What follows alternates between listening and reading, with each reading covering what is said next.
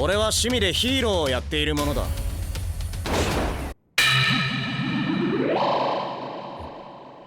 慣れるもんだ。とにかく大事なもんなんだよ。Karakter botak penuh karisma yang selalu memancarkan aura layaknya lelaki Sigma era modern. Selain karena aksi heroiknya, aktor utama dalam serial One Punch Man ini juga terkenal dengan tingkah kocaknya. Berbeda dengan protagonis dalam anime lain, Saitama seakan tidak pernah terlihat kewalahan saat menghadapi musuh-musuhnya. Tidak seperti dalam cerita Naruto ataupun One Piece, di mana sang karakter utama seringkali menghadapi pertarungan hidup mati untuk bisa keluar sebagai pemenang. Dalam serial One Punch Man, semua pertarungan terasa sangat mudah bagi Saitama. Ia bahkan dengan mudahnya mampu mengalahkan monster tanpa harus mengeluarkan keringat. 昆布だし買うの忘れた。昆布がたくさん置いてありましたが、確かに昆布は髪にいいと聞きますが、このサイトによると何も言ってねえだろ。 Saitama bisa dibilang telah memiliki segalanya untuk mengakhiri cerita anime ini. Tapi ingat, konflik utama dalam serial One Punch Man bukan hanya tentang kekuatan. Ada juga tentang kehidupan sosial sang karakter utama kita. Sebut saja seperti Saitama yang tidak dianggap sebagai pahlawan padahal sudah mengalahkan banyak monster. Atau konflik antar sesama pahlawan karena sistem peringkat hero yang dipegang oleh asosiasi pahlawan. Dan ya, jika diperhatikan, semua masalah tersebut bisa Saitama lewati dengan menerapkan gaya hidup layaknya seorang stoa. Ya, stoa. Atau di Indonesia orang-orang menyebutnya dengan filosofi teras. Gampangnya, filosofi stoa adalah sebuah filosofi hidup yang mengajarkan pada pengendalian diri, ketenangan, dan menerima takdir. ヒーロースーツか。これは俺の最後の仕事。 Dengan memahami stoa, seseorang dapat mencapai ketenangan batin, atau bisa kita sebut ataraksia, dan terhindar dari penderitaan. Misalnya, jika seseorang dipecat dari pekerjaannya, seorang stoa tidak akan meratapi hal itu secara emosional, dan akan berusaha menerima kenyataan serta mencari solusi dengan tetap mempertahankan sikap yang tenang dan rasional. 俺たちの仲間が次々ぶっ飛ばされています。 あいつらはたまたま流れで。 Dalam One Punch Man sendiri, Saitama dikenal sebagai seorang pahlawan yang memiliki kekuatan luar biasa, yang saking hebatnya, sampai-sampai tak ada monster yang mampu memuaskan hasratnya dalam pertarungan. Saking hebatnya juga, ia tak lagi merasakan adrenalin, dan saking hebatnya, ia bisa mengalahkan monster hanya dengan sekali pukul. 聞こえてるのよ。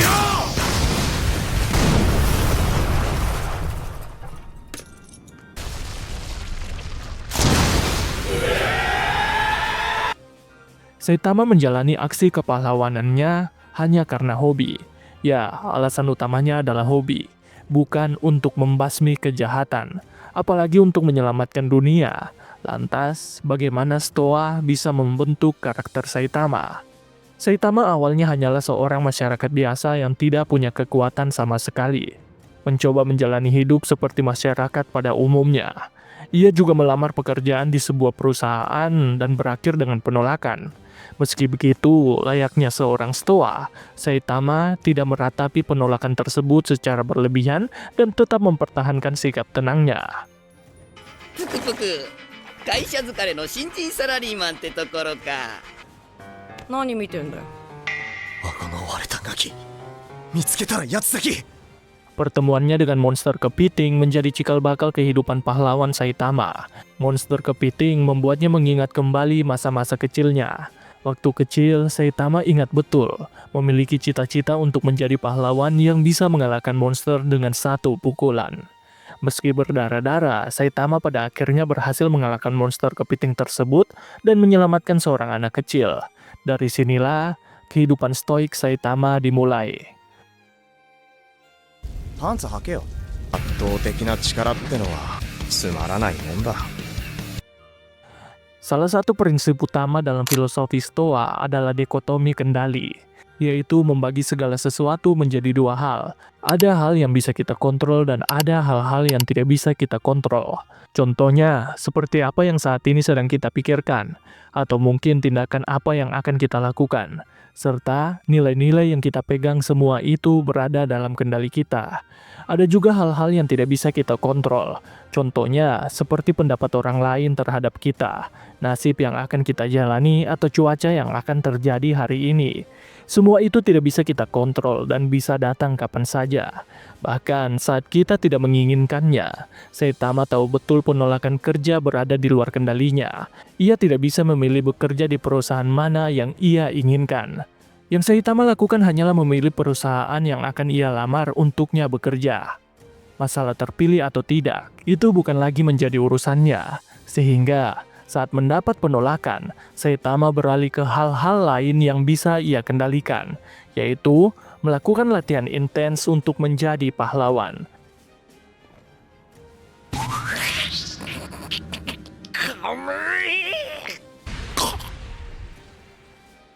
Kak, Uze. Meski menjadi pahlawan hanyalah sebuah hobi baginya, tentu itu bukan hal mudah. Dalam menjalankan latihannya, sering sekali ia mendapati kejadian-kejadian di luar kendalinya. Dia tidak menyerah dan terus fokus pada apa yang menjadi tujuannya. Bisa dibilang Saitama adalah gambaran sejati seorang stoa, gambaran seorang yang betul-betul memasrahkan hidupnya pada alam. Ia terus fokus mengejar apa yang menurutnya baik, tidak peduli seberapa berat hambatan yang ia hadapi, dan tidak peduli akan seperti apa hasil akhirnya. Yang penting baginya adalah mengerjakan apa yang ia inginkan. Meski tak jarang, aktivitas kepahlawanannya tidak mendapat pujian. Sebaliknya, justru hujatan yang ia terima. Bukan cuma dari masyarakat, hujatan juga datang bahkan dari sesama pahlawan. 先生、なぜだかヒーロー協会に呼び出されたので。じいさん、こいつ任せるぞ。 Seperti yang terjadi saat ia berhasil menyelamatkan kota dari kehancuran total akibat jatuhnya meteor. Saitama berhasil menghancurkan meteor tersebut. Meski begitu, puing-puingnya masih sempat menyebabkan kerusakan. Bukannya pujian, ia malah menerima hujatan dari para penduduk. Karena itu, orang-orang yang merasa kehilangan harta malah menyalahkan Saitama. Hal itu diperparah dengan hadirnya rekan sesama pahlawan. Mereka bukannya mendukung. Pahlawan yang iri atas pencapaian Saitama justru mendapat kebencian masyarakat dan menjudutkan Saitama. Dan ya, sekali lagi, Saitama bisa melewatinya layaknya seorang stoa. 失敗するなら最初から出しゃばらなければ。そうだそうだそうだ、この白状やめろ。俺がやりたくてやってんだ。恨みたきゃ勝手に恨め。そんなもん隕石に言えボケ。 Dia bukan karakter utama dalam cerita Kimetsu no Yaiba yang mungkin akan menyalahkan dirinya karena tidak cukup kuat untuk menghancurkan meteor menjadi debu, atau Naruto dengan jurus ceramahnya yang bisa menyadarkan para penduduk. Dia adalah Saitama yang melakukan pekerjaan pahlawan karena hobi. Tak peduli seperti apa pandangan orang lain terhadapnya, tidak ada yang mampu membuatnya goyah pada apa yang ingin ia capai.